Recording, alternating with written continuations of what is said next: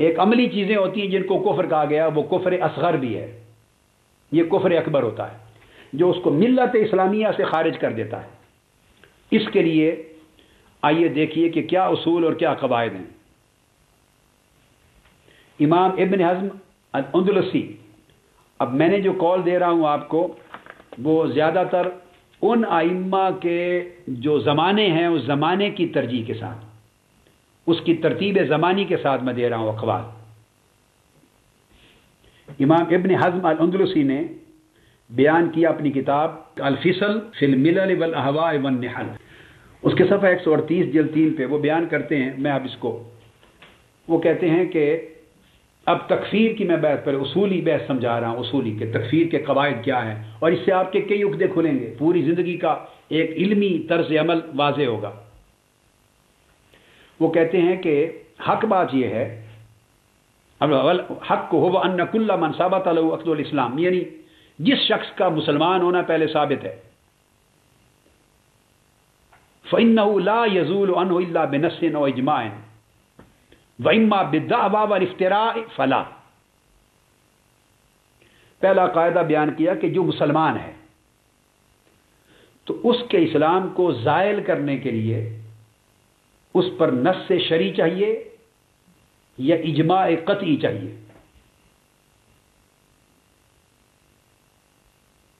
کیونکہ اسلام اس کا ثابت تھا، اب آپ اس پہ جب تکفیر کر رہے ہیں، کافر کہہ رہے ہیں، تو گویا اسلام زائل کر رہے ہیں اس سے۔ تو ثابت شدہ چیز اسلام کو زائل کرنے کے لیے اس سے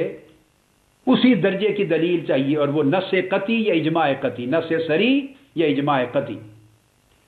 اور وہ کہتے ہیں کہ اسلام کسی سے زائل کرنے اور کسی کو کافر قرار دینے کو کا عمل صرف دعویٰ یا افتراء سے اسلام زائل نہیں ہو سکتا۔ ایک بندہ یا 10 بندے اگر دعویٰ کر دیں کہ یہ کافر ہو گیا ہے تو اس سے اس کا اسلام زائل نہیں ہوتا، یا اس پر افتراء کر دیں، اس کے قول کا غلط معنی پہنا کر الزام لگا دیں تو اس الزام سے اس کا کافر ہونا ثابت نہیں ہوتا، اسلام زائل نہیں ہوتا۔ اب امام قاضی ابو بکر الباقلانی، قاضی ابو بکر الباقلانی یہ امام عقیدہ ہیں، اب ان کا قول لیں۔ امام سبکی اپنے الفتاوی میں لکھتے ہیں جلد 2 صفحہ 578 یہی چیز، وہ کہتے ہیں کہ کوئی شخص محض کسی قول یا رائے کی بنا پر کافر نہیں ہو جاتا۔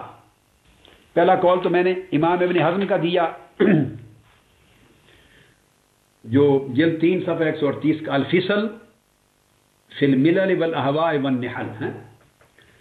وہ الفصل کا تھا۔ اب قاضی ابو بکر الباقلانی کا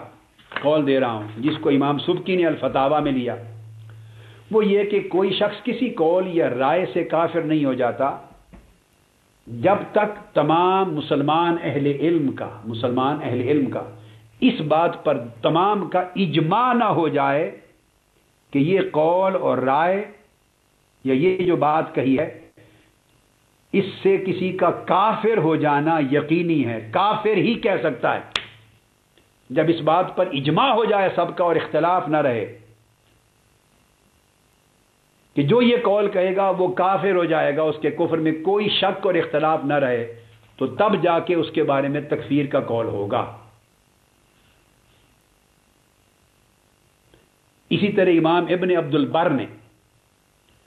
اپنی کتاب التمہید لما فی الموطا من المعانی والاسانید، امام ابن عبد البر کی کتاب ہے التمہید، اس کی جلد 17 صفحہ 21 اور 22 پر لکھا ہے فالواجب فی النظر ان لا یکفر الا من اتفق الجمیع علی تکفیرہ وقام علی تکفیرہ دلیل لا مدفع له من کتاب و سنہ۔ فرماتے ہیں کہ یہ واجب ہے، اس بات کا یہ لازم اور امر واجب ہے کہ کسی شخص کو کافر قرار نہیں دیا جائے گا اس وقت تک جب تک کہ اتفق الجمیع علی تکفیرہ، اب جمیع سے مراد عام سیاسی مذہبی جماعتیں نہیں ہیں، الف بے جیم بھی نہ پڑے ہوئے لیڈر نہیں ہیں، مولوی تنظیمیں جماعتیں یا سٹیجوں پر نکل کے جلوس نکالنے والے نہیں ہیں، پھر تو کباڑہ ہی ہو گیا دین کا بھی فقہ کا۔ یہ کل علماء اس دور کے مفتیان، امت کے کل اس دور کے صاحبان افتاء جو محقق، سنجیدہ، مصنف، معتبر ثقہ علماء ہیں، سارے جب تک وہ سارے اس بات پر متفق نہ ہو جائیں، ان جمی سارے کے ساروں کا اجماع نہ ہو جائے کہ اس کی تکفیر واجب ہو گئی، یہ کافر ہو گیا، تب تکفیر ہوگی، یا اس کی تکفیر پر کتاب اور سنت کی ایسی صریح دلیل قائم ہو جائے کہ جس کو رد ہی نہ کیا جا سکے، رد کا کوئی احتمال نہ ہو، کوئی احتمال رد کا نہ ہو، تب اس کی تکفیر ہوگی، ورنہ تکفیر نہیں۔ پھر آپ نیچے جو چاہیں تدلیل کی طرف جائیں، چیک کریں بنتی ہے یا نہیں بنتی، تفسیق کی طرف جائیں بنتی ہے یا نہیں بنتی، جیسے چاہیں، خطا کی طرف جائیں، پھر بغل باقی درجے ہوں گے۔ اب امام غزالی رحمۃ اللہ تعالی علیہ، میں نے آپ کو بتایا کہ ابھی میں جس ترتیب سے چلوں بس اس وقت اس بات کو سمجھیں، جب ٹائم آئے گا میں اس موضوع کی طرف آؤں گا، میں اپنے مقدمات کو ترتیب کے ساتھ لے کے چل رہا ہوں۔ آپ جو مابعد بحثیں ہونی ہیں اس کو اس وقت اگر آپ ذہن میں رکھیں گے تو میرا وقت بھی ضائع ہوگا، آپ کا بھی، آپ کی سمجھ میں کچھ نہیں آئے گا، ہر چیز آ جائے گی اپنے ٹائم پر۔ جب مقدمات سارے سمجھ میں ہو جائیں گے پھر اصل مسئلہ ہر چیز کھول کے رکھیں گے سامنے۔ اب امام غزالی رحمۃ اللہ تعالی علیہ آپ فرماتے ہیں کہ حاصل کلام یہ ہے، آپ کتاب الاقتصاد فی الاعتقاد صفحہ 223-224 فرماتے ہیں حاصل کلام یہ ہے کہ ممکنہ حد تک تکفیر سے احتراز کیا جائے، کسی کو کافر قرار دینے سے اس کے قول پر ہر ممکن حد تک اجتناب کریں، کیونکہ فرماتے ہیں میدان جنگ میں 1000 کافر کو اگر زندہ چھوڑ دیا جائے، 1000 کفار کو میدان جنگ میں، جو حربی ہیں، حربی 1000 کفار، ان کو زندہ چھوڑ دینا اگر یہ خطا ہے تو کہتے ہیں یہ خطا اس خطا سے بہتر ہے جو کسی ایک مسلمان کے خون ناحق بہا دینے سے واقع ہوگی۔ ایک مسلمان جو واجب القتل نہیں بنتا تھا شرعن اور اس کا خون بہانا ناحق تھا، تو اس کا اگر خون بہا دیا یا قتل کر دیا جس میں احتمال تھا، وجوب نہیں بنتا تھا، تو اس کی جو خطا ہے اس خطا سے بہتر وہ خطا ہے کہ 1000 حربی کافر میدان جنگ میں جو واجب القتل تھے ان کو چھوڑ دیا جائے، ان کے خون بہانے سے بہتر ہے کہ ایک مسلمان کا خطا خون نہ بہایا جائے۔ اگر خطا بھی ہے اس کو چھوڑ دینے میں تب بھی یہ خطا اس خطا سے ہلکی ہے۔ اس حد تک یہ امام غزالی گئے۔ پھر امام غزالی رحمۃ اللہ علیہ کی ایک اور کتاب ہے فیصل التفرقہ بین الاسلام والزندقہ، اس کی صفحہ 128 میں اس میں آپ فرماتے ہیں کہ میری وصیت یہ ہے کہ جہاں تک ممکن ہو اہل قبلہ سے متعلق اپنی زبان بند رکھیں، یعنی جس شخص کے بارے میں آپ جانتے ہیں وہ مسلمان ہے، اب اہل قبلہ میں فاسق، فاجر، ظالم، بدکار، زانی، شرابی سب لوگ اہل قبلہ میں آتے ہیں۔ آپ کو پتہ ہے آقا علیہ السلام نے فرمایا من قال بقلبه مثقال ذرة حبة من خردلة من داخل الجنہ، آخری جو کلمہ ہے من قال لا الہ الا اللہ داخل الجنہ۔ تو یہ ایک درجہ ہے، فاسق، فاجر۔ آپ نے کتب عقائد کی سب کتابیں ہماری پڑھی ہیں، آپ فقہ، آپ عقیدہ تحاویہ کو اٹھا لیں، عقیدہ نصفیہ کو اٹھا لیں، تفتازانی کو اٹھا لیں، شرح تحویہ کو اٹھا لیں، ابن عبد العز کو اٹھا لیں، جتنی کتب فقہ کی آپ اٹھائیں سب اسی ابواب سے بھری پڑی ہیں۔ خوارج اور معتزلہ کے ساتھ بحث یہی کی ہے اہل سنت نے، ایمان اور فسق کے مسئلے پر اور کفر کے مسئلے پر یہی بحث کی۔ انہوں نے کہا آخری درجے تک بھی اعمال کی وجہ سے کوئی جتنا بھی فاسق اور فاجر ہو، جس انتہا تک ہو، تو انہوں نے کہا ہے کہ وہ پھر بھی مسلمان ہے۔ تو آپ فرماتے امام غزالی کہ وہ اہل قبلہ ہے، اس کے متعلق بہتر ہے میری وصیت کے زبان بند رکھیں جب تک وہ لا الہ الا اللہ محمد رسول اللہ کہتا ہے، بند رکھیں۔ میں پھر ایک یہاں میں بھی ایک وصیت کرنا چاہتا ہوں یہاں امام غزالی کی طرح، اب یہ باتیں سن کے میں نے آپ کو پہلے بھی دہرایا، آپ ادھر مت ذہن لے جائیں کہ فلاں نے یہ کہا، فلاں نے یہ کہا، گستاخی ہو پھر بھی زبان بند رکھیں، خلط مبس نہ کریں، ذہن کو مختلط نہ کریں، مقدمات کو ترتیب سے بڑے اطمینان سے سنتے چلے آئیں، ہر چیز اپنے وقت پر آئے گی، اور جب ساری بنیادیں رکھ دوں گا تو اٹھا کے وہ آپ کے ہاتھ میں دے دوں گا سامنے پوری چیز، پھر آپ کو کہوں گا فیصلہ کر لیں۔ اس لیے قبل از وقت نہ سوچیں، ہر اس وقت صرف وہ بات سوچیں جو سن رہے ہیں، تاکہ مسئلہ جو ہے وہ بڑا اچھی طرح سمجھ آئے۔ تو امام غزالی فرماتے ہیں جب تک وہ لا الہ الا اللہ محمد رسول اللہ پڑھتا ہے اس کی زبان بند رکھیں، اس کی مخالفت نہ کریں، مخالفت نہ کریں سے مراد تکفیر نہ کریں۔ کیوں؟ اب امام غزالی فرماتے ہیں کیونکہ تکفیر میں خطرہ ہے، ممکن ہے وہ کافر نہ بنتا ہو شریعت میں، اور آپ نے اسے کافر کہہ دیا تو آقا علیہ السلام نے فرمایا جو کسی مسلمان کو کافر کہے تو اس کی تکفیر پلٹ کے اس کی طرف آ جاتی ہے، دو میں سے ایک کافر ہو جائے گا، اپنی تکفیر کریں گے۔ تو تکفیر میں خطرہ ہے کہ پتہ نہیں وہ واقعتاً مستحق ہے یا نہیں، مگر خاموش رہنے میں کوئی خطرہ نہیں،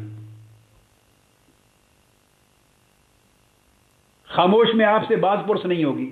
خطرہ تو کوئی نہیں۔ تو عام آدمی کو امام غزالی نے نصیحت فرمائی اور وصیت فرمائی کہ تکفیر سے اجتناب کریں۔ پھر علامہ ابن الوزیر الیمانی انہوں نے ایک بڑی مبسوط کتاب لکھی ہے،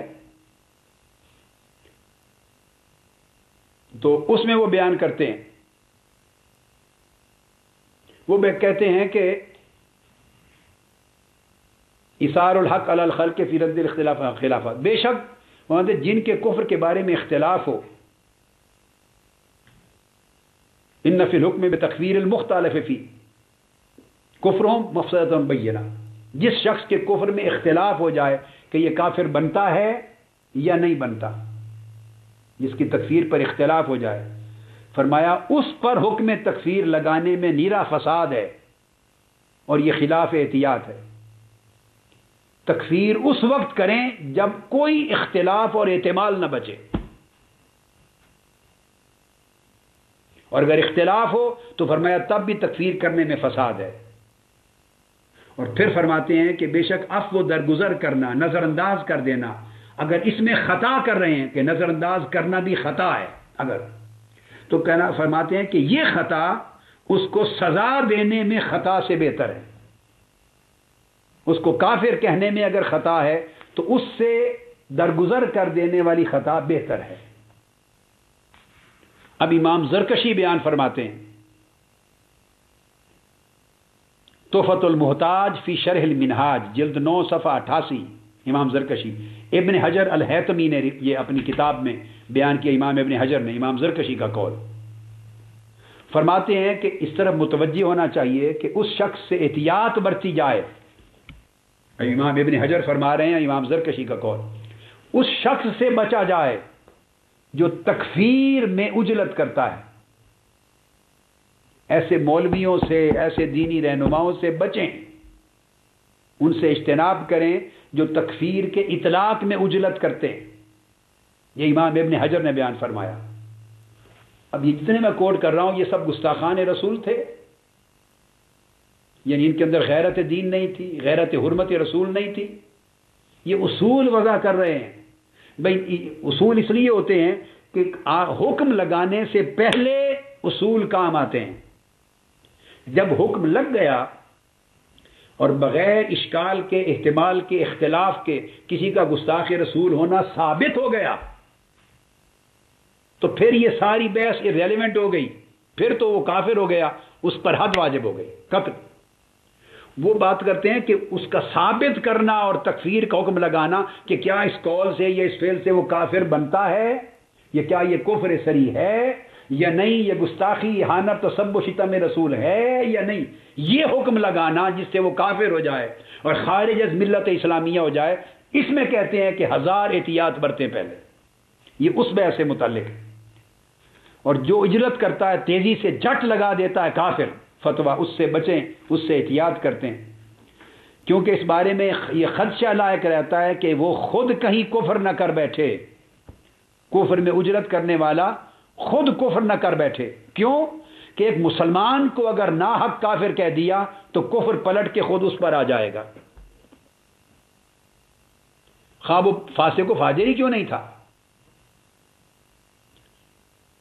بات عقیدے کی نہیں ہے، عمل کی ہے، مگر اس سے اصول عقیدہ نکالا ہے ائمہ نے. صحیح بخاری کی حدیث آپ کو یاد ہے، وہ عبداللہ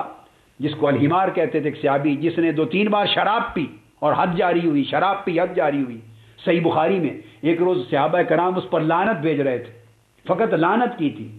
تکفیر نہیں. آقا علیہ السلام نے سن کے فرمایا خبردار اس پہ لعنت نہ بھیجو، وہ شراب پی چکا ہے، حد جاری ہو چکی ہے، پھر توڑ کر شراب پی چکا، حد جاری ہو چکی ہے، پھر پیے، حد جاری ہوئی.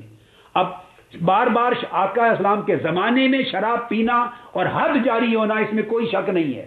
اس کے ثبوت میں کوئی شک نہیں. آقا علیہ السلام نے حد لگوائی ہے، پھر پی ہے. اس پر صحابہ کرام نے اس پر لعنت کی. آقا علیہ السلام نکلے، فرمایا خبردار لا تلعنوه، اس پر لعنت نہ بھیجو، فإنه يحب الله ورسوله، وہ اللہ اور اس کے رسول سے محبت کرتا ہے. یعنی اس کے دل میں ایمان ہے، اللہ رسول سے محبت کرتا ہے.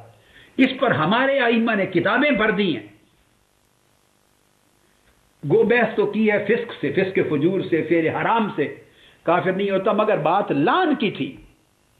کہ آقا علیہ السلام نے یہ نہیں کہا، انہوں نے نہ کہا تھا کافر ہے، نہ تکفیر کی تھی، نہ تکفیر سے بچایا تھا، لعنت بھیجی تھی. جبکہ قرآن مجید میں کئی ایسے لوگوں کو جو بڑے گناہ کبیرہ فوش کرنے والے پہ لعنت بھیجی گئی، احادیث میں بھی بھیجی گئی ہے. یہ زواقات اور زواقین پہ لعنت بھیجی ہے، لعن اللہ الزواقین والزواقات، جو بار بار حلالے کرتے ہیں، بار بار چسکے لیتے ہیں اور بار بار شادیاں اور حلالے کرتے ہیں، تو ان پہ بھی لعنت بھیجی ہے. کئی ایسے اعمال پر لعنت بھیجی ہے جو کبھی اعمال ہیں، کبھی ہیں، ناپسندیدہ ہیں، مگر آقا علیہ السلام نے اس کو منع کر دیا. فرمایا اس کے دل میں صرف اتنا ہی نہیں، فرمایا اللہ رسول کی محبت ہے. یہ مسئلہ، اس سے عقیدہ اخذ کیا ہے ہمارے ائمہ نے کہ تکفیر کرنا اور لعن کرنا آخری درجے کی بات ہے. یہ تو لعن سے منع کیا تھا. اسی طرح دوسرا معاملہ بھی ہے. یہاں تک تو تھے دیگر ائمہ. اب میں آ رہا ہوں ائمہ احناف کے اقوال کی طرف. ہمارے مذہب حنفی میں، ائمہ احناف میں، امام ابن نجیم الحنفی، انہوں نے بیان کیا البحر الرائق شرح کنز الدقائق، اور امام ابن نجیم نے البحر الرائق میں امام طحاوی کا قول اور ان کا مذہب لے آئے. اور امام طحاوی جو سب سے پہلے امام اعظم یعنی امام ماتوریدی کے طریق پر، امام ماتوریدی کے بعد امام اعظم رضی اللہ تعالیٰ عنہ کے عقیدہ حنفیہ کے مطابق عقیدہ مرتب کرنے والے وہ امام طحاوی، اور سب سے بڑے حنفی محدث تاریخ اسلام کے، سب سے بڑے حنفی محدث تاریخ اسلام سے پہلے اور بڑے. ان امام طحاوی کا عقیدہ لا کے اور علماء احناف کا مذہب روایت کرتے ہیں. ان کی روایت کر کے امام ابن نجیم فرماتے ہیں کہ جس کے بارے میں یقین ہو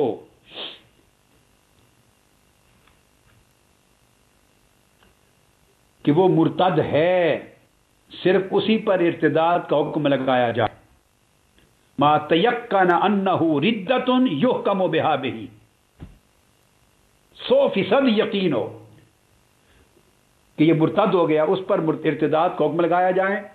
اور جس کے بارے میں شک ہو، ذرہ بر بھی شک ہو اس کے ردہ ہونے کا،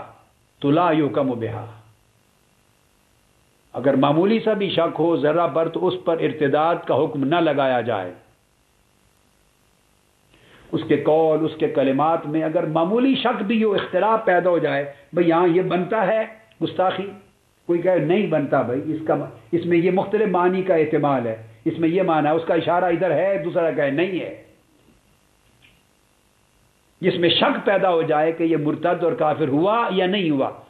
تو امام ابن نجیم الحنفی اور امام طحاوی کا قول، احناف کا مذہب یہ ہے اس پر حکم ارتداد کا اور کفر کا نہ لگایا جائے. کیونکہ فرماتے ہیں الاسلام اذ الاسلام ثابت لا یزول بالشک، کہ اسلام ثابت ہے اور شک کے ذریعے کبھی وہ زائل نہیں ہوتا. اور پھر امام ابن نجیم فرماتے ہیں وَيَنبَغِي لِلْعَالِمِ اِذَا رُفِعَ إِلَيْهِ هَذَا أَن لَا يُبَادِرَ بِتَكْفِيرِ أَهْلِ الْإِسْلَامِ، عالم اور مفتی پر واجب ہے کہ جب ایسا مسئلہ اس کے سامنے آئے تو وہ مسلمانوں کی تکفیر میں جلد بازی نہ کرے، انہیں کافر قرار دینے، مرتد قرار دینے میں جلدی نہ کرے، احتیاط اور تاخیر اور تأمل اور تفکر کرے۔ اب امام ابن نجیم دوبارہ اسی صفحہ 134 پر پھر لکھتے ہیں وجہ، بیٹے وہ کاغذ بھی تھے، اب آپ دوبارہ لکھتے ہیں، یعنی آپ انداز، اور یہ جو ابن نجیم حنفی کا یہ قول ہے البحر الرائق کا، اسی کو جامع الفصولین میں بھی بیان کیا گیا، اسی کو امام طحاوی نے بھی بیان کیا تھا جو میں نے آپ کو پہلے کوٹ کر کے بتایا۔ فرمایا کہ وما یشک انہ ردۃ لا یحکم بها اذ الاسلام الثابت لا یزول بشک ما ان الاسلام یعلو وینبغی للعالم اذا رفع الیہ هذا ان لا یبادر بتکفیر اہل الاسلام ما انہ یقضی بصحۃ الاسلام المکرہ۔ اور پھر فرماتے ہیں آگے بیان کر کے فإنہ قد ذکر فی بعضها بے شمار فیما نقل، میں نے مسائل بیان کیے، فإنہ قد ذکر فی بعضها انہ کافر ما انہ لا یکفر علی قیاس هذه المقدمہ۔ وہ فرماتے ہیں کہ جب کوئی مسئلہ ایسا کہ معمولی سا بھی شک آ جائے، اختلاف اگر پیدا ہو جائے تو اس کو شک کہتے ہیں، دو اہل علم کا اختلاف ہو جائے، 4-5 کا آپس میں باہمی اختلاف ہو جائے، احتمال کی وجہ سے تو شک آ گیا، فرمایا اگر شک آ جائے تو اسلام کو زائل نہ کریں، تکفیر نہ کریں، اس لیے کہ اسلام کا پہلو غالب رہے گا، اور مفتی اور عالم کی طرف یہ مسئلہ جائے تو وہ تکفیر میں کبھی جلدی نہ کرے۔ باوجود اس کے آپ فرماتے ہیں کہ آپ کو معلوم نہیں کہ اگر کوئی جبرن اور مکرہ اسلام کا کلمہ پڑھ لیتا ہے تلوار کے سائے کے نیچے تو اس کا بھی قبول کیا جائے گا۔ وہ صحیح بخاری کی حدیث، جس نے میدان جنگ میں تلوار کے نیچے کلمہ پڑھ لیا تھا اور صحابی نے مار دیا، تو فرمایا قیامت کے دن کیا جواب دو گے؟ اس نے کہا تھا اس نے تلوار کے خوف سے پڑھا تھا۔ آقا علیہ السلام نے فرمایا تم نے اس کا دل چیر کے دیکھ لیا؟ بار بار پوچھا تھا آقا علیہ السلام، وہ اس کی طرف اشارہ کر رہے ہیں کہ اگر کسی نے کسی موت کے ڈر سے کلمہ پڑھ لیا تو وہ بھی قبول ہے اس کا صحت اسلام، اسلام یہاں تک جاتا ہے۔ اور پھر فرماتے ہیں کہ میں نے اقوال بیان کیے، انہیں کہا بے شمار آپ کو اقوال اور کلمات لوگوں کے ایسے ملیں گے ہماری کتب فقہ میں، فإنہ قد ذکر فی بعضها انہ کافر، جب اس پہ حکم پر آئیں گے تو کئی فقہا کہیں گے کہ وہ کافر ہو گیا، ما انہ لا یکفر۔ یہ امام ابن نجیم کی عبارت پڑھ رہا ہوں آپ کو، البحر الرائق شرح کنز الدقائق جلد 13 صفحہ 487 اور عام مطبوعہ کتب میں جلد 5 صفحہ 134، یہ شروع کے ساتھ ہیں الگ۔ فرماتے ہیں کہ آپ کو بے شمار کتب فقہ اور عقیدہ میں ایسے قول اور کلمات ملیں گے کہ قد ذکر فی بعضها انہ کافر ما انہ لا یکفر، ایک ہی سطر پہ لکھا ملے گا کہ فلاں فلاں فقہا نے کہا وہ کافر ہو گیا، فلاں نے کہا نہیں کافر نہیں ہوا۔ تو فرمایا جب ایک ہی قول پر 2 قول مل رہے ہیں، حکم مل رہے ہیں، کوئی کہہ رہا ہے کافر ہو گیا، کوئی کہہ رہا ہے نہیں ہو رہا، تو فرمایا شک پیدا ہو گیا، لہذا اس کی تکفیر نہ کی جائے۔ اور پھر آپ فرماتے ہیں آگے اسی طرح آگے امام ابن نجیم البحر الرائق میں، اور اسی طرح امام یوسف بن احمد الخوارزمی الفتاوی الصغریٰ میں آگے بیان کرتے ہیں، جلد 5 صفحہ 134 البحر الرائق کا، اور فتاوی صغریٰ میں فرماتے ہیں الکفر شیء عظیم فلا اجعل المؤمن کافرا متى وجدت روایتا انہ لا یکفر۔ ہمارے ائمہ انا فرماتے ہیں کہ لوگوں کسی پر کفر کا حکم کرنا شیء عظیم ہے، بہت بڑا امر ہے۔ کفر کہہ دیا مطلب امت محمدی سے خارج،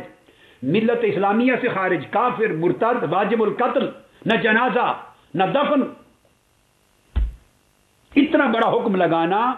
فرماتے ہیں کہ خود اب امام ابن نجیم فرماتے ہیں اور امام خوارزمی فرماتے ہیں کہ فلا اجعل المؤمن کافرا، میں کسی ایسے کلمہ پڑھنے والے مسلمان مومن کو کافر نہیں کروں گا۔ کب؟ متا وجدت تو روایتاً انہ لا یکفر، اگر ایک روایت اور قول بھی مجھے مل جائے کہ وہ کافر نہیں ہوا تو اس ایک روایت پر بھی اعتماد کر لوں گا اور تکفیر نہیں کروں گا، ایک روایت پر بھی اعتماد کر لوں گا اور تکفیر سے بچوں گا۔ اسی طرح امام ابن نجیم حنفی نے پھر البحر الرائق شرح کنز الدقائق جلد 5 صفحہ 134 میں اگلی بات بیان کی ہے، اور وہ فرماتے ہیں، اور یہ خلاصۃ الفتاوی میں بھی بیان ہے، وہ فرماتے ہیں فی الخلاصہ کہ خلاصہ، اور جامع الاصغر میں بھی آیا ہے۔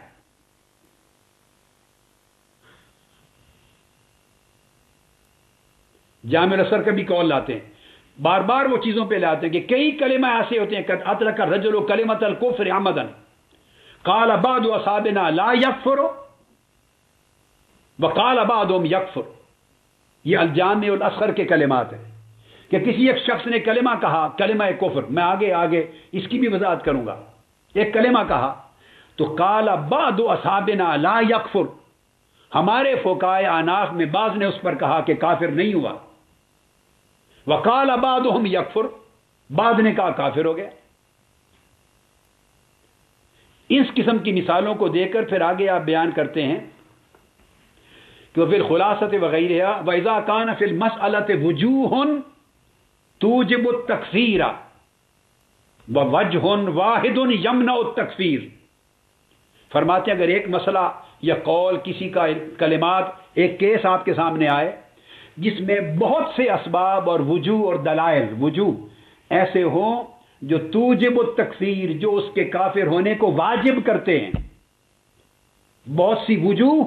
بہت سی ایسی ہیں جو اس پر کفر کو واجب کرتی ہیں، لیکن وہ وجہ واحد یمنع التکفیر، اور ایک وجہ، صرف ایک دلیل اور وجہ سبب ایسا بھی ہے جو تکفیر کو منع کرتی ہے، تکفیر سے روکتی ہے۔ آگے امام ابن نجیم فرماتے ہیں اور صاحب الخلاصہ فرماتے ہیں فعلی المفتی ان یمیل الی الوجہ الذی یمنع التکفیر تحسینا للظن بالمسلم، فرمایا کہ مفتی پر واجب یہ ہے کہ وہ صرف ایک وجہ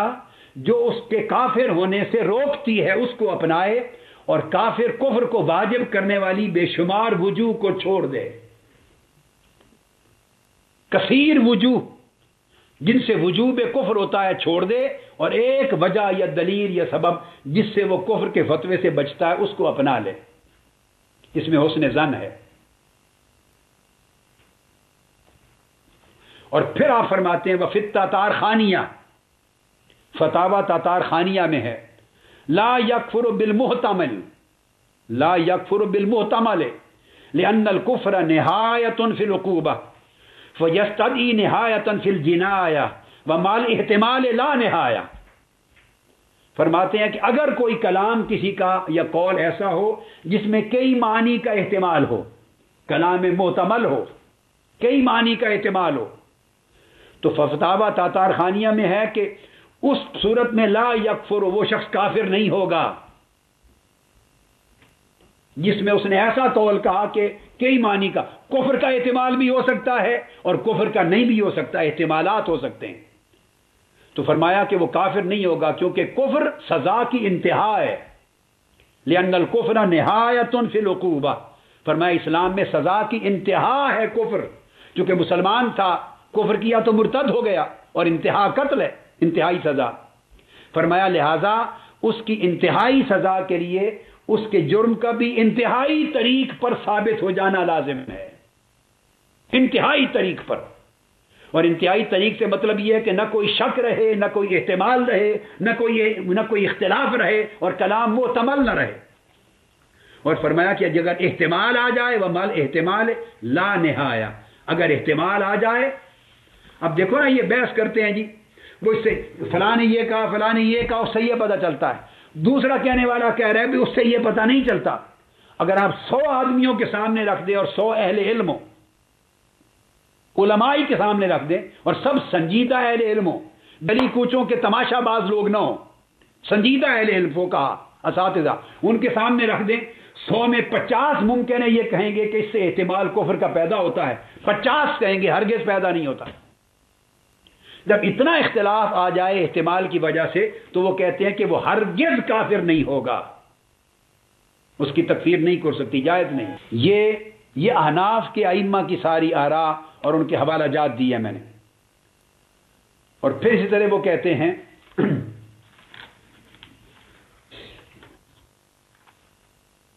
آخر پہ جا کے انہوں نے شاندار پوری بحث کو مکمل کر کے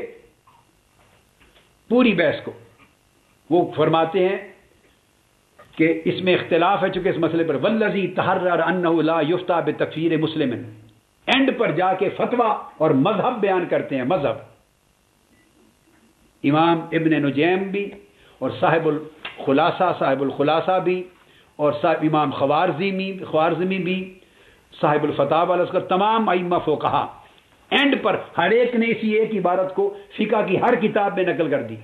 علامہ ابن عابدین شامی تک تمام نے عبارت نقل کر دی. وہ فرماتے ہیں کہ مذہب، خلاصہ مذہب یہ ہے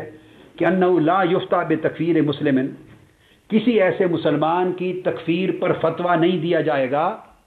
امکن حمل کلامہ علی محمل حسن، اگر اس کے کلام کو کفر کے غیر کے معنی پر،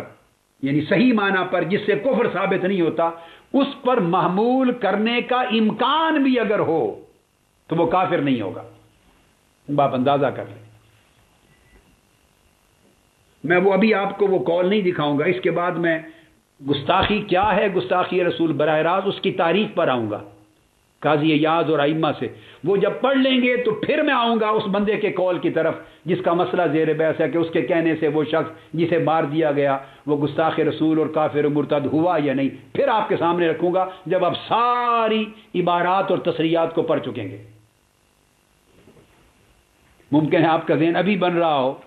نہیں ابھی نہیں، میں ساری چیزیں آپ کو پڑھانے کے بعد انشاءاللہ دکھانے کے بعد بتاؤں گا. تو یہ ائمہ احناف کا قول ہے. آپ سوچئے یہ گلی کوچوں کو دین لے کے آ جانا کہاں کی شرافت اور دیانت ہے، کہاں کی غلامی رسول اور عشق رسول ہے. فرمایا امکن حمل کلامہ علی محمل حسن، اس شخص کے کفر کا فتویٰ نہیں دیا جائے گا. کہتے ہیں یہ مذہب ہے.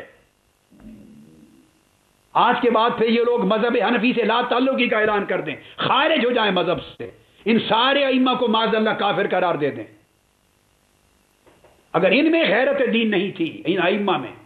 جن کے ذریعے فقہ، دین، ایمان، عقیدہ سب کچھ ہم تک پہنچا، ہم کیا ہیں، ہماری حیثیت کیا ہے؟ ہم ان کے جوڑوں کے صدقے آج علم کی باتیں کرتے پھرتے ہیں، ان کی دی ہوئی خیرات کی وجہ سے آج بولتے لکھتے پھرتے ہیں. دین تماشا نہیں ہے جو دل میں مرضی میں آئے، جو سیاست کہے، جو فیوچر پلاننگ ہو سیاست کی جو کہے تو شروع ہو جائے. نہیں، فرماتے ہیں مذہب یہ ہے کہ اس کی تکفیر نہیں کی جائے گی. کس کی؟ اگر اس مسلمان کے کلام کو صحیح معنی سے مراد جو کفر پر معمول نہیں ہوتا، دوسرے معنی پر حمل محمول کرنے کا امکان بھی ہو جائے. خدا کا خوف کریں، کیا آپ اس محمول کرنے کی پاسبلٹی کا بھی انکار کرتے؟ صرف امکان ہو جائے، امکان حمل کہ یہ معمول ہو سکتا ہے اس پر، تو فرمایا اس پر بھی پھر نہیں ہوگا. او کان فی کفری اختلاف، اگلی دلیل فرماتے ہیں یا اس کے کفر پر کہ یہ کافر ہوا یا نہیں اس پر اہل علم میں اختلاف ہو جائے. اگر اختلاف ہو جائے تب بھی تکفیر نہیں ہوگی. ولو روایتاً ضعیفتاً، خواہ اس کے عدم کفر کی جو روایت اور قول ضعیف ہی کیوں نہ ہو، ضعیف روایت کے ساتھ ہی ہو مگر اختلاف پایا جائے، تو کہتے ہیں فعلی ھذا، آگے بڑے غور سے سنیے علماء کرام، فاکثر الفاظ التکفیر المذکورہ لا یفتیٰ بالتکفیر بہا. یہ متن ہے سارا کا سارا جو میں آپ کو پڑھ کے سنا رہا ہوں. آپ اٹھا کے گھروں میں دیکھیے. البحر الرائق، شرح کنز الدقائق، جلد 5 صفحہ 135، اور علاوہ اس کے پھر جامع الفصولین امام ابن القاضی ان کی، اور ان کی جلد 2 صفحہ 163، اس کی فصل ہے الثامن والثلاثون، 38ویں فصل ہے فی مسائل الکلمات الکفریہ، فصل ہے فی مسائل الکلمات الکفریہ، کفریہ کلمات کے مسائل اور احکام پر فصل ہے کہ ایسے کلمات جنہیں لوگ سمجھتے ہیں کفریہ ہے، اس سے کافر ہو گیا، اس کے احکام کیا ہیں. یہ بحث ہی اسی پر آئی ہے. یعنی ایسے کو میں کھینچ طول کر کے نہیں آیا، یہ میرا طریقہ نہیں ہے زندگی بھر کا معاذ اللہ. کئیوں کے ہوتے ہوں گے، میں نے پوری زندگی میں یہ نہیں کیا کہ ایسے کئی اور بحث سے ہو تو اٹھا کے ادھر جڑ دیا اور وہاں کی بات لا تعلق کو ادھر جڑ دی، نہیں، انہوں نے فصل یہ قائم کیا کہ کلمات کفریہ بعض اوقات لوگوں سے صادر ہوتے ہیں تو اس پر حکم کیا ہوگا شریعت کا، یہ اسی بحث میں ساری چیز آئی ہے، اور اس پر امام طحاوی کا قول سب سے پہلے لائے، امام طحاوی کا، اور وہ کہتے ہیں کہ روت طحاوی و اصحاب انہ لا یخرج الرجل من الایمان الا جحود ما ادخلہ فیہ ثم ما یتیقن بانہ ردۃ یحکم بها له وما یشک بانہ ردۃ لا یحکم بہ والاسلام ثابت لا یزول بشک۔ یہ ساری بحث کو کر کے ان تمام کتب میں تو اینڈ پر وہ جو لائے ہیں وہ میں کال آپ کو جو بتا رہا تھا، یا انہوں نے پورا مذہب دیا ہے، وہ فرماتے ہیں کہ اگر کفر میں غیر کفر کے معنی پر محمول کرنے کا احتمال اور امکان ہو تب بھی تکفیر نہیں ہوگی، اس کے کفر پر اہل علم فقہا میں اختلاف ہو جائے تب بھی تکفیر نہیں ہوگی، خواہ روایت ضعیف ہی کیوں نہ ہو عدم کفر کی، اس کو قبول کیا جائے گا۔ اور اب آخری جملہ جس پر انہوں نے بالکل فائنل ججمنٹ دے دی ہے وہ یہ فرماتے ہیں فعلی ھذا، اس اصول کے تحت فاکثر الفاظ التکفیر المذکورہ، فرماتے ہیں جو اکثر الفاظ جو تکفیر کے سمجھے جاتے ہیں المذکورہ، ان کا تفصیل انہوں نے بیان کی ہیں، کئی مثالیں دی ہیں، چونکہ کلمات کفریہ کی فصل تھی، تو اکثر الفاظ جن پر تکفیر کی جاتی ہے، جنہیں کلمات کفریہ سمجھا جاتا ہے، وہ فرماتے ہیں لا یفتیٰ بالتکفیر بہا، ان میں سے اکثر الفاظ اور کلمات جو کفریہ کہے جاتے سمجھے جاتے ہیں ان پر تکفیر نہیں کی جائے گی، کیونکہ اکثر الفاظ اور کلمات وہ ہیں جن میں احتمالات ہوتے ہیں مختلف معنی میں، جن کے اختلاف ہوتے ہیں خواہ روایت ضعیفہ ہو، جن میں کئی اور معنی پر محمول کرنے کے امکانات ہوتے ہیں، تکفیر لا یفتیٰ بالتکفیر بہا۔ اور آگے اینڈ پر لکھتے ہیں وَلَقَدْ أَلْزَمْتُ نَفْسِي أَنْ لَا أُفْتِجَ بِشَيْءٍ مِّنْهَا، اور فرماتے ہیں اس وجہ سے میں نے ہمیشہ التزام کیا ہے اور اپنے اوپر واجب کیا ہے کہ میں ان میں سے کسی کلمہ پر بھی کفر کا فتویٰ نہ دوں۔ وَلَقَدْ أَلْزَمْتُ نَفْسِي أَنْ لَا أُفْتِجَ بِشَيْءٍ مِّنْهَا، انہی دلائل کی بنا پر میں نے اپنے اوپر لازم کیا ہے، امام فرماتے ہیں کل ائمہ جنہوں نے امام طحاوی سے لے کر امام ابن نجیم اور امام خارزمی تک کہ لازم کیا ہے کہ میں اس وجہ سے ان میں سے اکثر جو کلمات ہیں کفریہ ان کی وجہ سے کفر کا فتویٰ نہیں دیتا، تو اس کے اسباب بیان کر دیے انہوں نے۔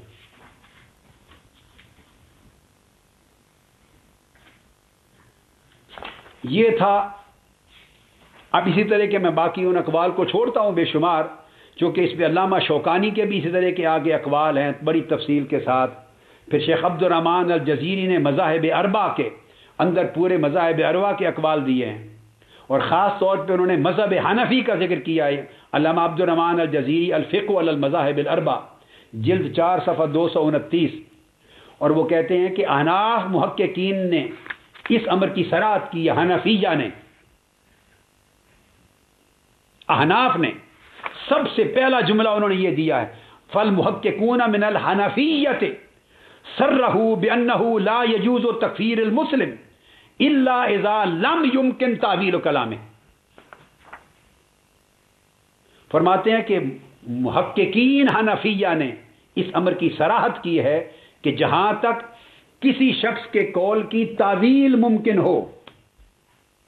کسی بھی شخص کے قول کی اگر تعویل ممکن ہو،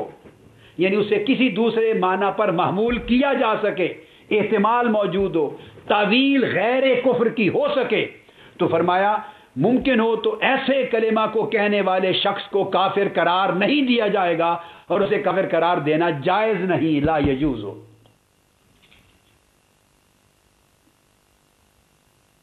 اور پھر فرماتے ہیں کہ اگر صرف ایک احتمال، پھر آگے وہ لکھتے ہیں فلو قال کلمۃ تحتمل الایمان من وجہ والکفر من وجوہ، وہ کہتے ہیں اگر ایک شخص نے ایسی بات کہی، ایسے کلمات کہے، اس میں صرف ایک احتمال یا تعویل ایمان کی اسلام کی بن سکتی ہے جو اس کو کفر سے بچاتی ہے کہ یہ کافر نہیں ہوا. ایک تعدیل اور ایک احتمال اگر ایسا ہے جو اس کو بچاتا ہے اور متعدد احتمالات اس کے کفر کو ثابت کرتے ہیں اکثر متعدد احتمالات کفر کو ثابت کرتے ہیں تو کیا کیا جائے؟ فرماتے ہیں محققین حنفیہ کا مذہب یہ ہے کہ ایمان کے احتمال کو اختیار کیا جائے گا، اسے مسلمان سمجھا جائے گا. متعدد احتمالات ہونے کے باوجود اس پر کفر کا فتویٰ نہیں ہوگا. اور پھر بیان کرتے ہیں کہ اگر بظاہر کفر لازم آتا ہو، اگر تیسری شک یہ بھی کہتے ہیں محققین حنفیہ، اگر بظاہر کفر لازم آتا ہو مگر ایک کمزور روایت اور کمزور قول بھی اس کو کفر کے حکم سے بچا سکتی ہے اگر، تو فرمایا اس کمزور روایت کو بھی ترجیح دی جائے گی اور اس کی بنیاد پر اسی احتمال پر اسے کافر قرار دینے سے بچا لیا جائے گا. اس کو کافر قرار دینے کی جرت درست نہیں ہے. پھر آگے انہوں نے مثالیں دی. انہوں نے مثال دی فقہائے احناف کی کہ مثلا اگر کسی شخص نے، مثال سن لیجئے، کسی شخص نے اشتعال میں آ کر قرآن مجید کو نوچ لیا اور نوچ کھوچ کر غیظ و غضب سے اس کو پھاڑ دیا اور زمین پر پھینک لیا. قرآن مجید کو نوچا کھوچا پھاڑ کے زمین پہ پھینک دیا تو اسے کیا مواخذہ کیا جائے گا؟ فرماتے ہیں محققین حنفیہ اس پر بھی کفر کا فتویٰ نہیں لگاتے، اس کو کفر کے فتوے سے بچاتے ہیں. پھر آگے اس کی تفصیلات دی ہیں. میں نے تو آپ کو ایسے چند نمونے دے دیے اور بہت سے اقوال پھر اور دیگر علماء کے ہیں جن کو میں اب نہیں لیتا. میں نے چند ایک بڑے چوٹی کے بطور نمونہ آپ کو دے دیے اصول سمجھانے کے لیے کہ تکفیر آسان ہے یا نہیں ہے، کتنی جلد تکفیر ہونی چاہیے یا نہیں ہونی چاہیے. اب یہی قول علامہ ابن عابدین شامی کو بھی میں لے رہا ہوں تاکہ اس کو بھی ذرا پڑھ لیں. رسائل ابن عابدین اور ان کی کتاب تنبیہ الولاۃ والحکام علی احکام شاتم خیر الانام، گستاخ رسول کی سزا پر جو کتاب لکھی ہے، احکام گستاخ رسول کے احکام پر، اس کتاب سے پڑھ رہا ہوں اس مسئلے کو. فقہ کے عمومی احکام بھی نہیں. اس کی صفحہ 342 جو میرے پاس نسخہ ہے، میں نے آپ کو بتایا یہ نسخہ مختلف جگہوں کے مطبوعات ہیں، میرے پاس بڑا قدیم نسخہ ہے، قدیم والا بڑا، حیدرآباد دکن میں جو چھپا کرتے تھے. 342 امام ابن عابدین نے بھی اس طرح جامع الفصولین کے حوالے دیے، فتاوی صغرا کے حوالے دیے، وہ جو میں بیان کر چکا ہوں براہ راست کتابوں سے، خلاصۃ الفتاوی کے حوالے دیے، فتاوی بزازیہ کا حوالہ دیا، البحر الرائق کا حوالہ دیا، فتاوی رملیہ کا حوالہ دیا. یہ تمام حوالے شیخ خیر الدین رملی وغیرہ کے ساروں کے لے کر انہوں نے وہی بات کی ہے جو میں نے آپ کو تمام پہلے پڑھ کے حوالے سنا دیے. اور وہ کہتے ہیں کہ اگر اس کے کسی شخص کے کلمات کفر کسی نے کہے اور اس کے کلام کو غیر کفریہ معنی پر محمول کرنے کا ایک احتمال اور امکان خواہ روایت ضعیفہ کے ذریعے ہی کیوں نہ ہو، اگر ہو تو فرماتے ہیں اس پر کفر کا فتویٰ عائد نہ کیا جائے. یہ پوری فصل قائم کر کے بحث کی ہے امام ابن عابدین نے. اور پھر وہی اسی قول پہ ختم کیا کہ میں نے اپنے اوپر لازم کیا ہے، اس قول کو وہ لائیں کہ میں کسی کی تکفیر نہ کروں اس وجہ سے. حتیٰ کہ وہ کہتے ہیں کہ شیخ خیر الدین رملی تو یہاں تک کہتے ہیں کہ الروایت لغیر اہل مذہبنا، اگر وہ ہمارے مذہب کی بھی روایت نہیں، دیگر مذاہب فقہ جو ہیں ان سے روایت مل جاتی ہے تو اس کو بھی قبول کر لیں کہ کسی کو کفر سے بچانا احوط ہے، بہتر ہے. اور اگر کلام محتمل ہو اور اس میں پھر وہی چیز بیان کرتے ہیں کہ کئی وجوہ اس کی کفر کو واجب کریں اور فقط ایک وجہ ایسی ہو جو اس کی تکفیر کو منع کریں، تو فرماتے ہیں کہ ایک وجہ کو ترجیح دی جائے اور اپنایا جائے. یہ تمام دلائل مفصل امام ابن عابدین نے بھی اس کے اندر سارے دیے. اور اس کے لیے پھر انہوں نے ضابطہ اور قاعدہ لکھا کہ جب ایسی چیز آ جائے کہ فتویٰ کفر کا دینا ہے نہیں دینا یا کیا معاملہ کرنا ہے، تو اس کے لیے پھر انہوں نے ترجیح کے قول کے ترجیح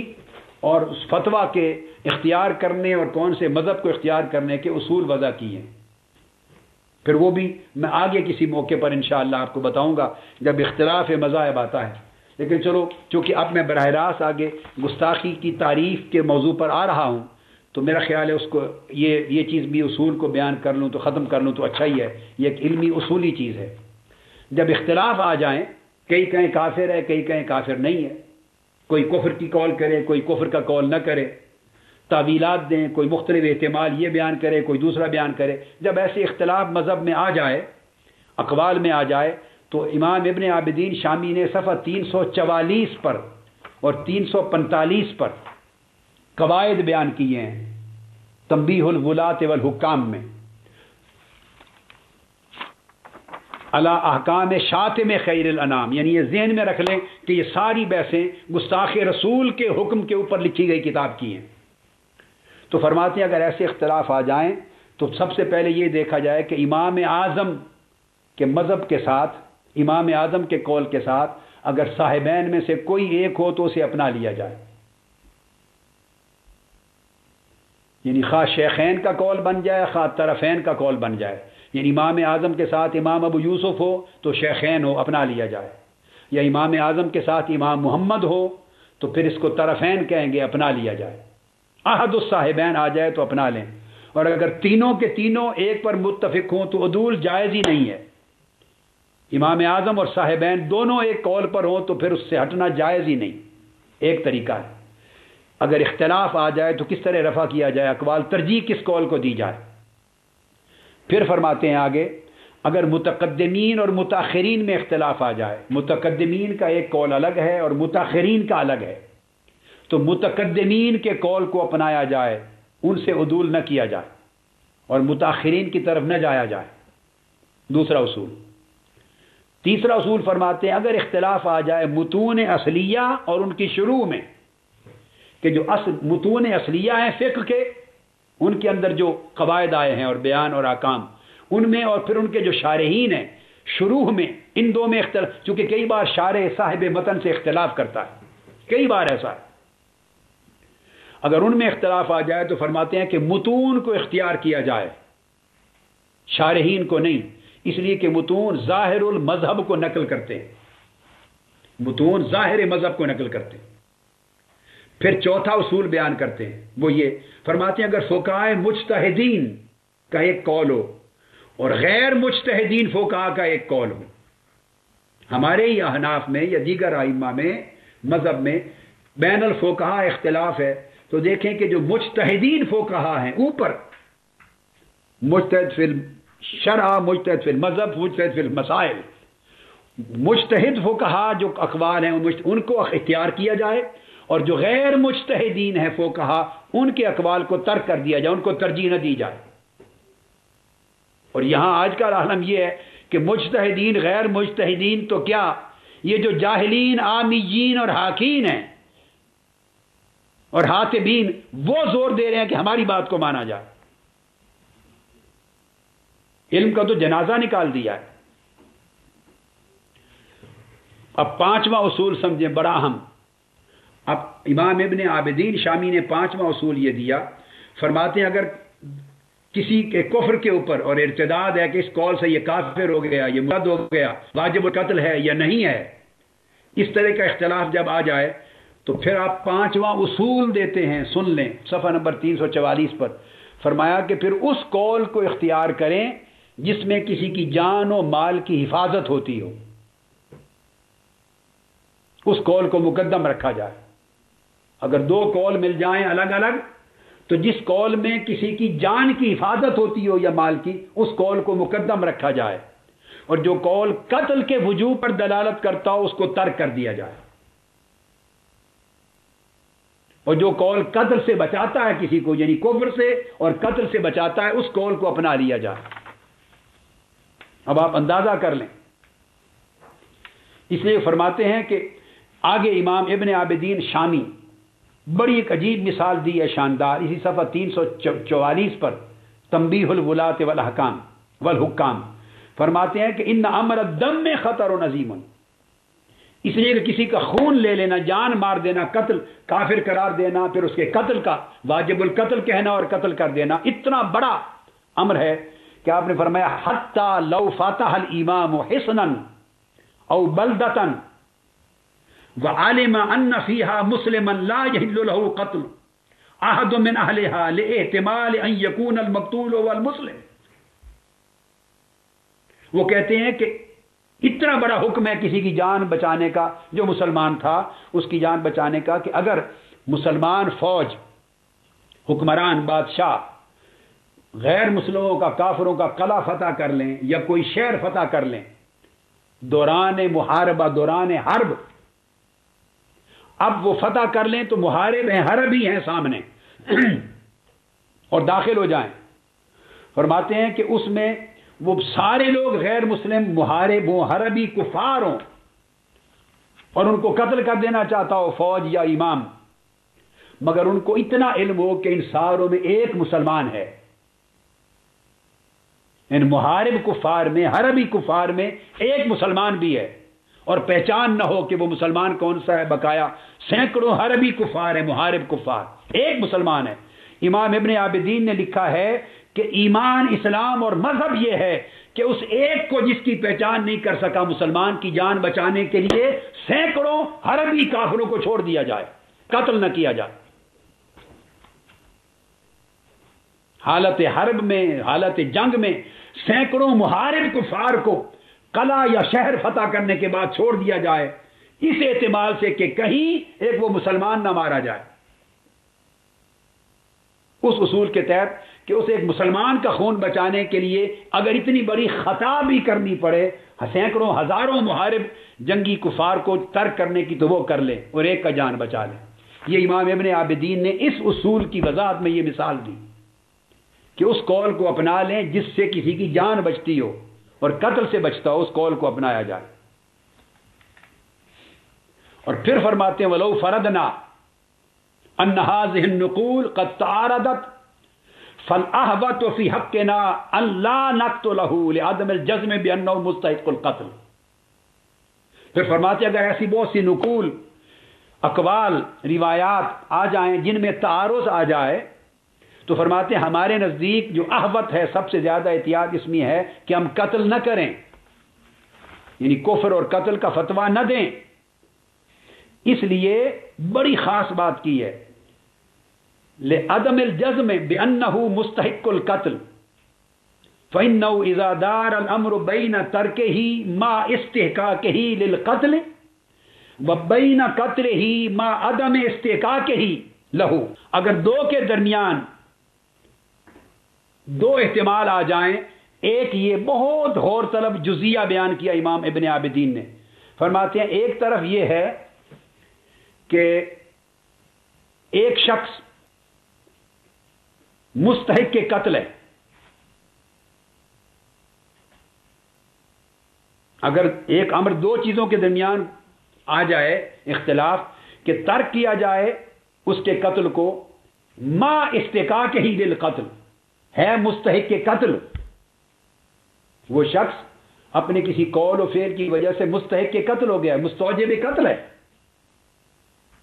مگر دو اقوال مضطرب آ گئے ہیں، ان کے درمیان اختلاف آ گیا، ایک قول اور حکم اور فتویٰ یا قول یا احتمال یہ ہے کہ قتل نہ کریں، مستحق کے قتل ثابت ہو رہا ہے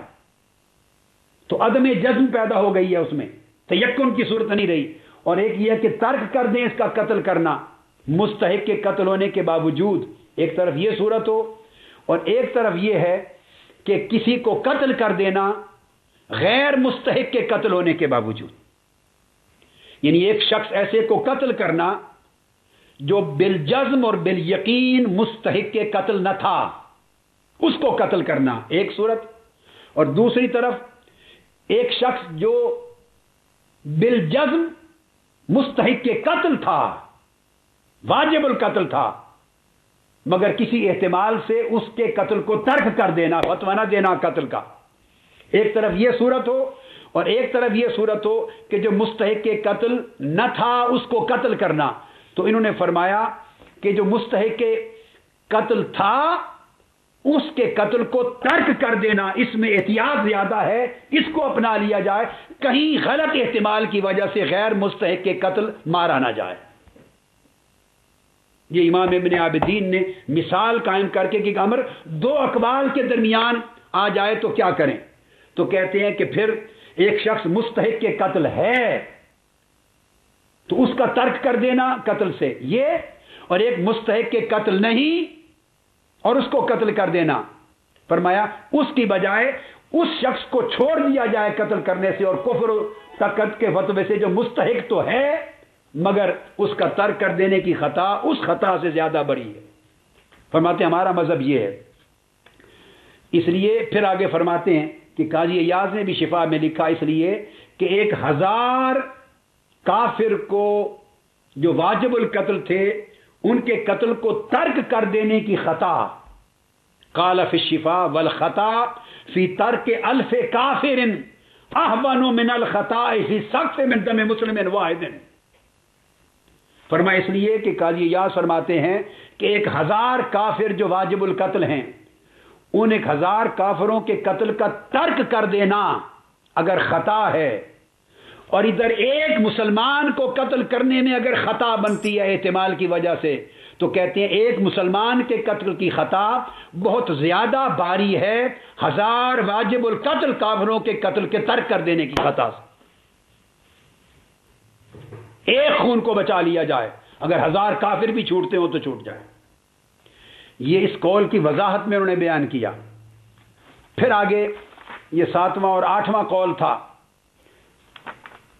8واں قول دیا امام ابن عابدین نے، فرماتے ہیں کہ عصمت جان، آگے اگر 2 قول ہوں، ایک قتل کافر ہونے کا کفر کا اور اس کی سزا قتل کا،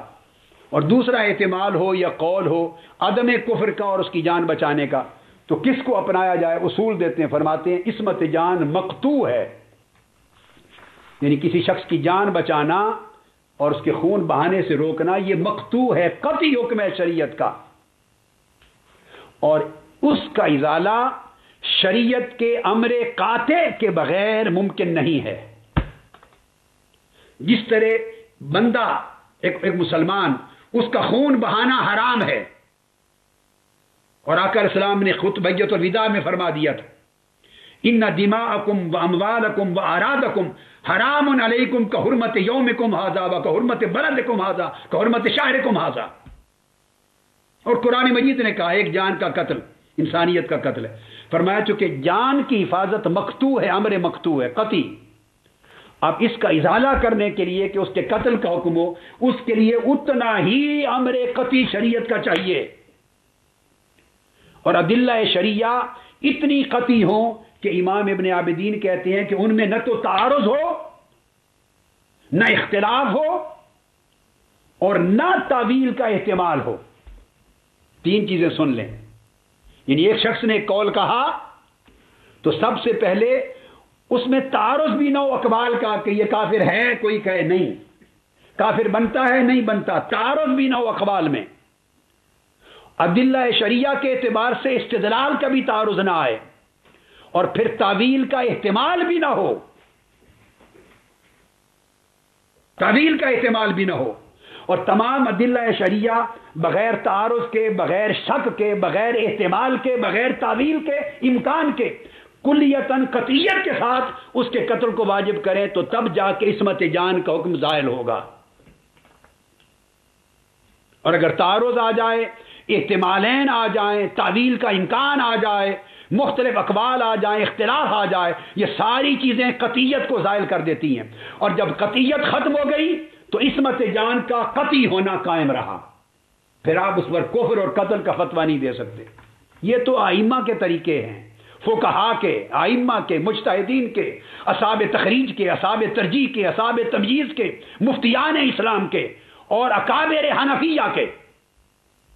ہم کون سا دین فقہ لے کے پھرتے ہیں؟ پڑے بیٹھ کر کسی کے پاس دوبارہ اگر برے بھی ہو گئے ہیں تو دوبارہ زانو تلمس طے کریں، پھر سے علم دین سیکھیں، الف بے جیم سیکھیں، نفس کو نکال دیں۔ غیرت دین سے بڑی کوئی غیرت نہیں ہے، عزت اور حرمت تعلیمات محمدی سے بڑی کوئی عزت نہیں ہے۔ اللہ کے دین کو سیکھیں، اس کے بعد لوگوں کے سامنے بیٹھ کر فتوے دیں اور بیان کریں۔ اور اس کے بعد ایک بڑی لطیف بات، آپ کا دل کھل جائے اور خوش ہو جائے،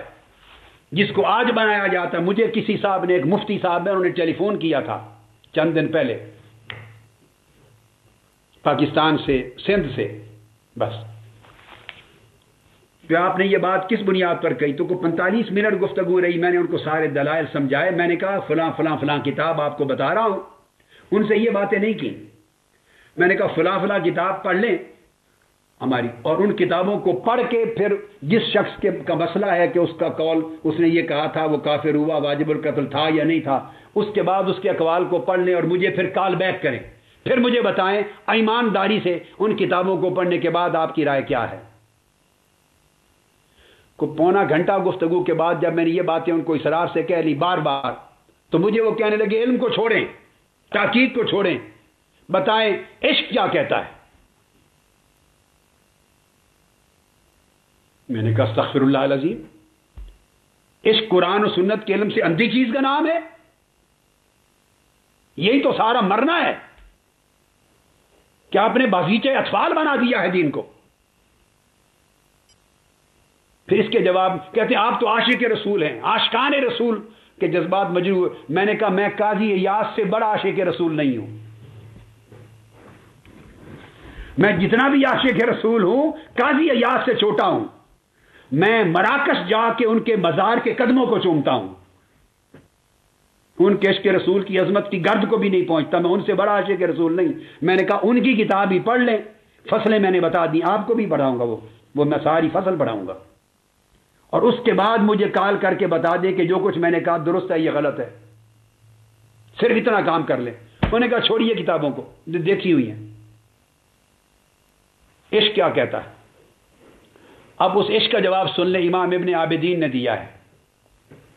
ہم نے ہر چیز کو اپنی ذوق اور اپنی مرضی کے مطابق بنا کے گھڑ لیا ہے سارا.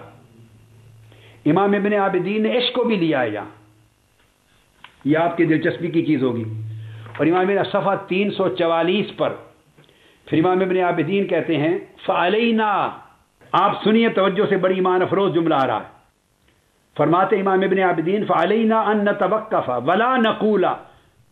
ہمارے اوپر یہ واجب ہے کہ ہم توقف کریں اور یہ بات نہ کہیں، مفتی صاحب، کہ یہ بات نہ کہیں کہ محبتنا لنبینا تقتضی ان نقتلہ من استطاع علیہ. یہ دین کا، علم کا، تحقیق کا، شریعت کا، فقہ کا، اصول کا، قواعد کا، ضوابط کا معاملہ ہے دین کا. امام ابن عابدین کہتے ہیں کہ ہمیں یہ نہیں کہنا چاہیے کہ رسول پاک سے ہمارا عشق و محبت تقاضا کرتا ہے کہ ہم اس کا سر قلم کر دیں، اس نے گستاخی کی ہے اس کو قتل کر دیں، ابن عابدین کو نکال دیں. اب ابن عابدین عاشقوں کے ساتھ ہیں یا گستاخوں کے ساتھ ہیں؟ اگر ایک سیکنڈ میں لاہور، گجرات، کراچی تک یہ اگر یہ فتویٰ لگ جاتا ہے کہ جو بات آپ کی رائے سے مختلف کہہ دے وہ گستاخوں کے ساتھ ہو گیا، اور جو آپ کی بے عقلی کی بات کے ساتھ ہمدردی کر دے وہ عاشقوں کے ساتھ ہو گیا، تو ابن عابدین کس کے ساتھ ہیں؟ وہ کہتے ہیں جب یہ مسئلہ آئے تو ہمیں یہ کہنا ہی نہیں چاہیے. یہ خلاف دیانت، خلاف امانت علمی ہے کہ محبتنا لنبینا صلی اللہ علیہ وسلم تقتضی ان نقتل من استطاع علیہ، کہ حضور کی محبت اور عشق تقاضا ہے قتل کر دیں. اس نے ایسی بات کیوں کی؟ آگے جواب دیتے ہیں. وہ فرماتے ہیں لأن المحبت شرطها الاتباع ولا الابتداع. فرماتے ہیں حضور کی محبت کی شرط اتباع ہے، بدعت نہیں ہے. یعنی نئے فتنے گھڑ لینا، اپنی حسب منشا نئے مسئلے گھڑ لینا، یہ ابتداء بدعت سے انہوں نے کیا. فرمایا حضور کی محبت ابتداء نئے فتنے گھڑنے کو نہیں چاہتی، حضور کی محبت حضور کا اتباع چاہتی ہے، دین کی صحیح پیروی ہونی چاہیے ان قواعد اور ضوابط کے مطابق جو ائمہ نے ہمیں دی ہیں. پھر صفحہ 345 کی اوپر والی پہلی سطر پہ جاری رکھتے ہوئے امام ابن عابدین لکھتے ہیں فَإِنَّنَا نَخْشَىٰ. اب حضور کا عشق کیا ہے؟ کہتے ہیں کہ حضور کا عشق اور محبت ہے تو پھر ہمارا اس محبت کا تقاضا یہ ہے فَإِنَّنَا نَخْشَىٰ أَن يَكُونَ صلی اللہ علیہ وسلم اول من يسألنا عن دمه يوم القیامہ فالواجب علینا الکف عنہ. اگر عاشق رسول کا بننا ہے تو پھر یوں سوچو، ڈرو کسی کو کافر قرار دے کے ناحق قتل کروانا. اگر عاشق رسول ہونے کا دعویٰ کرتے ہو تو پھر ڈرو اس لمحے سے کہ قیامت کے دن جب میں اپنے مصطفیٰ کے سامنے کھڑا ہوں گا، اپنے آقا کے سامنے، تو کہیں پہلا سوال ہی میرے آقا نے مجھ سے نہ کر لیا، او مولوی تم نے میری امت کے گنہگار شخص کو بلا وجہ کافر بنا کے قتل کرا دیا، تمہیں شرم نہیں آئی؟ فرمایا اگر پہلا سوال حضور نے یہ کر دیا تو کیا جواب دو گے؟ اگر عشق رسول ہے تو یوں سوچنا چاہیے۔ اب یہ میرے جملے نہیں ہیں، یہ میں نے لفظ بلفظ امام ابن عابدین کے کہے ہیں، جس نے جو کچھ کہنا ہو ابن عابدین کو کہے، میں تو ناقل ہوں۔ پھر اپنی تحریک کو کامیاب کرنے کے لیے نکل جاؤ مذہب حنفی سے، یہ دھوکہ بازی دجل و فریب ختم کر دو۔ کوئی تعلق آپ کا نہیں امام اعظم ابو حنیفہ کے ساتھ، ائمہ احناف کے ساتھ، ائمہ محدثین کے ساتھ، فقہاء مجتہدین کے ساتھ۔ قوم کو اپنی جہالت کے ساتھ گمراہ کرنا اور ہوس نفس کو دین کا نام دینا اور بغیر علم تحقیق کو عشق کا نام دینا اور حضور کے دین کی حرمتوں کو پامال کرنا گری کوچوں میں لا کر، اور پوری دنیا میں حضور کے دین کا اور حدود کا احکام کا مذاق اڑانا۔ اگر آقا نے پوچھ لیا آپ سے میرے عشق کا دعویٰ کرنے والوں، تمہارے ذمہ داری یہ تھی کہ جو کافر نہیں اسے کافر بنا کے قتل کراتے پھرو، یہ عشق ہے؟ اگر آقا علیہ السلام نے پہلا سوال ہی تم سے یہ کر لیا تو کیا جواب دو گے؟ فرماتے ہیں جب کوئی مسلمان ہو تو زبان کو روکو جب تک وہ شریعت کے ان تمام قواعد پر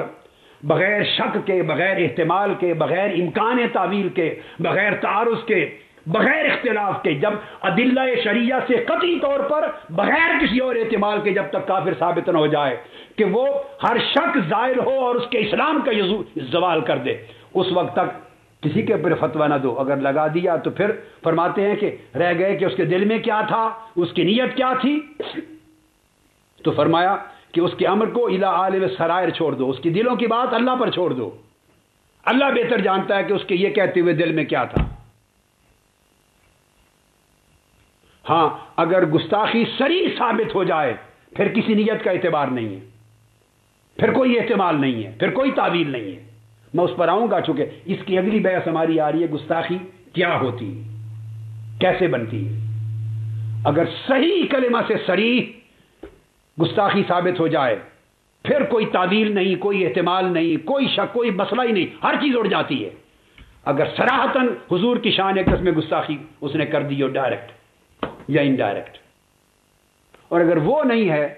اور آپ احتمال کے ساتھ کر رہے ہیں معنی اور تعویل کے ساتھ کر رہے ہیں اور کھینچ کر اطلاق کرتے پھرتے ہیں، جبکہ اس پورے قول کے کئی معنی، کئی احتمال غلط یا صحیح، اس کی جہالت، اس کی پاگل پن، اس کا گدھا پن، اس کی بے وقوفی جو چاہے بنا لیں، اس کا فسق، فجور، 100 احتمال بنتے ہوں،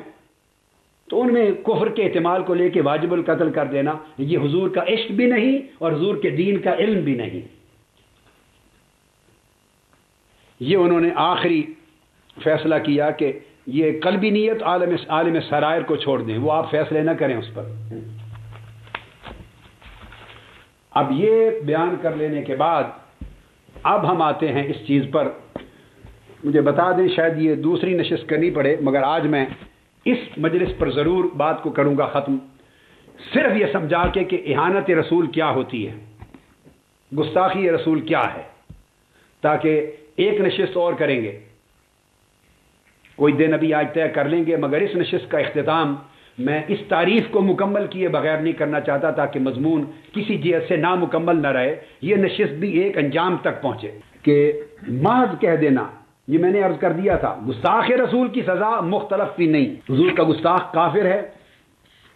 مرتد ہے، واجب القتل ہے، کوئی اختلاف نہیں، اس کے عذاب میں، اس کے کفر میں، اس کے قتل میں کوئی اختلاف نہیں،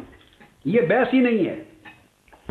مسئلہ تو یہ سارا جو ابھی تک سارا آپ نے جو میں نے تمام عبارات بتائیں، کلمات کفریہ جس کو کہتے ہیں، جن کلمات کی طرف کفر منسوب کیا جائے یا جن کلمات کو کفر سمجھا جائے، اس کے اوپر ہے کہ اس کے بارے میں حکم کیسے صادر ہو، ان میں احتمالات کا کتنا خیال رکھا جائے، اس میں امکانات کا کتنا خیال رکھا جائے، تعویل کا رکھا جائے نہ رکھا جائے، یہ ہے وہ پوری بحث۔ جیسا کہ میں نے عرض کیا تھا آپ کو کہ آقا علیہ الصلوۃ والسلام کی ناموس اور آپ کی عزت و حرمت اور گستاخ رسول کی سزا اس کا کافر ہونا اور اس کی سزا کا قتل ہونا،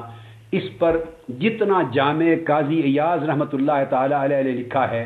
تاریخ اسلام کی 14 صدیوں میں کسی نے اتنا جامع نہیں لکھا۔ بے شک اس کے بعد پھر میں نے آپ کو بتایا علامہ ابن تیمیہ کی الصارم المسلول، اور علامہ سبکی کی السیف المسلول، اور علامہ ابن عابدین کی تنبیہ الولاۃ والحکام، وہ فقہی اعتبار وہ پھر بڑی اہمیت کی حامل کتابیں ہیں۔ یہ کل 4 مصادر ہیں مجموعی طور پر، اور بقایا سینکڑوں کتب وہ ہیں جن میں کتاب الردہ یا باب الردہ کے تحت یا کتاب الجہاد کے تحت وغیرہ مختلف باب کے تحت پھر یہ ضمناً یہ بحثیں آ گئی ہیں۔ اس مسئلہ کو اگر سمجھنا ہو تو 2 طریقے، یہ بندہ فیصلہ کر لے کہ ہم کسی کی نہیں سنتے اور کسی کی نہیں مانتے، جو ہمارے دل میں آیا وہی شریعت ہے، یا تو یہ قاعدہ بنا لیں، پھر تو سارا قصہ ختم ہو جاتا ہے۔ جو ہم نے سوچا، جو ہم کہہ رہے ہیں وہی دین ہے، یہ تو بندہ یہ طریقہ اپنا لے تو پھر خلاصی ہو گئی کل کتب سے، 1400 سال کے پورے علمی ذخیرہ سے بھی۔ دوسرا طریقہ یہ ہے کہ انسان اپنے آپ کو پابند کرے دین کی تعبیر و تشریح میں، ائمہ کا، اکابر کا، کسی مذہب کا یا مذاہب اربعہ کا، اور کسی اصول کا، کسی ضابطے کا، اور ائمہ نے جو قواعد وضع کر کے لکھا ہے پھر اس کے مطابق تعین کرے۔ اب میں آپ کو لٹمس دے رہا ہوں، پیپر کی طرف آ رہا ہوں۔ لٹمس جس طرح وہ تیزاب کو چیک کرتے ہیں نا، لٹمس پیپر ہوتا ہے، ڈالتے ہیں کہ ایسیڈیٹک ہے یا الکلائن ہے تو رنگ سے پتہ چل جاتا ہے۔ لیکٹومیٹر ہوتا ہے، دودھ میں پانی ہے یا خالص ہے پتہ چل جاتا ہے۔ تھرمامیٹر ہوتا ہے، منہ میں رکھتے ہیں بخار ہے یا نہیں ہے، چکر۔ اب میں آپ کو تھرمامیٹر دے رہا ہوں۔ اب ہم براہ راست اس موضوع کی طرف آ رہے ہیں، اور یہ چیزیں 2 فصلیں آپ ذرا حوصلے سے بیٹھیں، اطمینان کے ساتھ آپ سن رہے ہیں، میں تو بیان کر رہا ہوں۔ 2 فصلیں اس میں سے میں کراؤں گا، 2-3 فصلیں، باقی موضوعات کتب اگلی نشست کے لیے چھوڑ دوں گا، اور یہ کرا کے پھر ہم سلمان تاثیر کے بیان کو پڑھیں گے، اس کے پورے سٹیٹمنٹ کو، اور ماں بعد کی جو ابحاث ہیں اس کو پھر اگلی نشست میں رکھ لیں گے انشاءاللہ، تاکہ آپ کسی ایک نتیجے پر پہنچ کر جائیں آج، اور آپ کو کوئی کنفیوژن اور التباس نہ رہے۔ ہمارا کوئی تعلق واسطہ نہیں ہے سلمان تاثیر سے اس شخص کے ساتھ، نہ وہ ہماری جماعت کا رکن، نہ ہماری دوستی، نہ لینا نہ دینا، کوئی واسطہ نہیں، اور نہ کوئی متقی شخص ہے، پرہیزگار ہے، نہ کوئی متدین شخص ہے، نہ کوئی صالح ہے۔ جو کچھ ہے وہی، جو آپ جانتے ہیں وہی میں جانتا ہوں، جو کچھ آپ جانتے ہیں وہی میں جانتا ہوں۔ میں آپ سے زیادہ کو بہتر رائے نہیں رکھتا،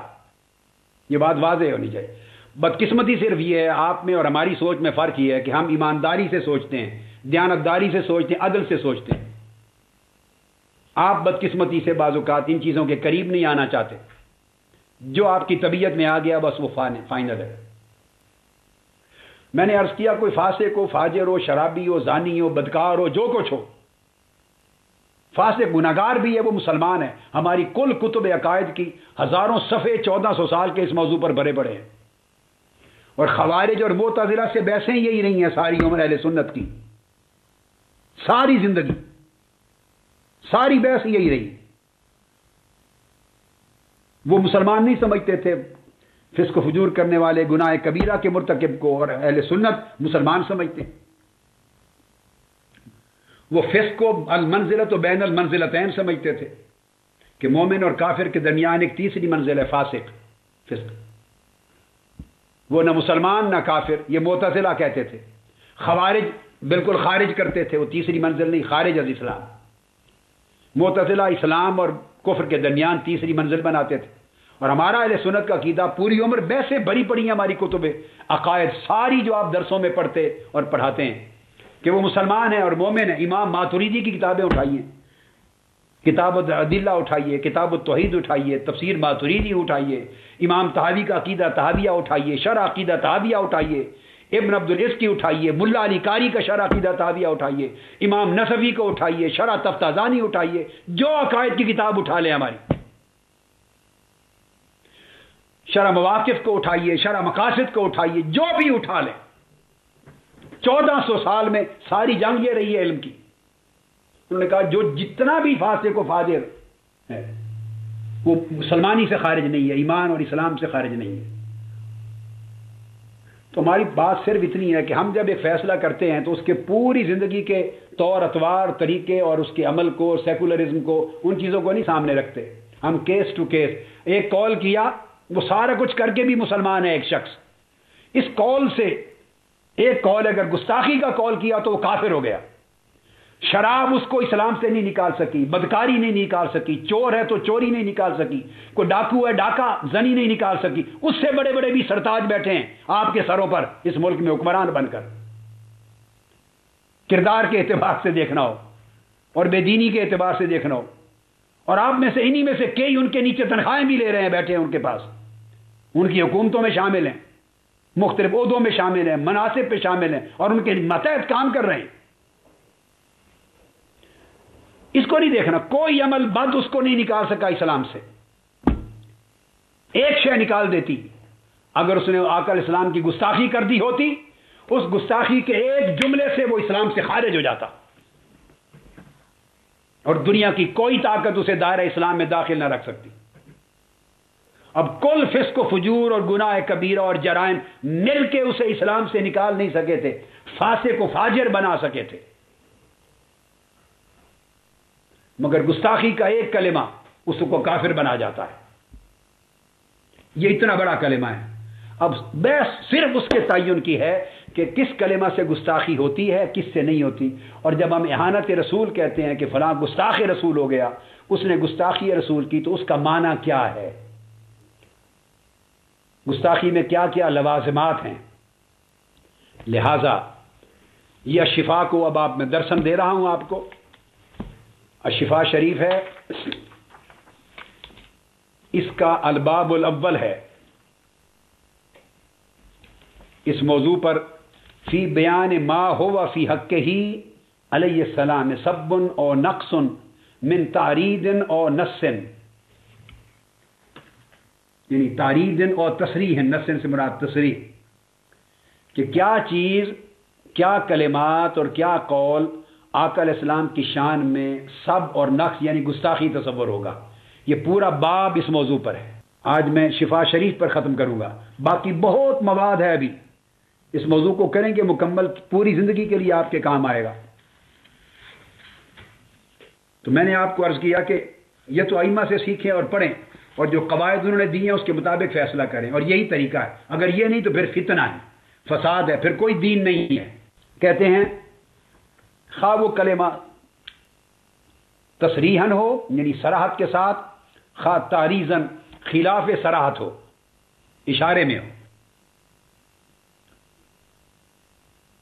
وہ دونوں صورتوں میں گستاخی بنے گی۔ مگر وہ کہتے ہیں کہ کون سے کلمات ہیں، کس طرح کا قول ہے جو صادر ہو آقا علیہ السلام کی شان میں، جسے گستاخی کہا جائے۔ یہ باب الاول ہے، اس کی پہلی فصل ہے۔ اور میں آپ کی سہولت کے لیے جب یہ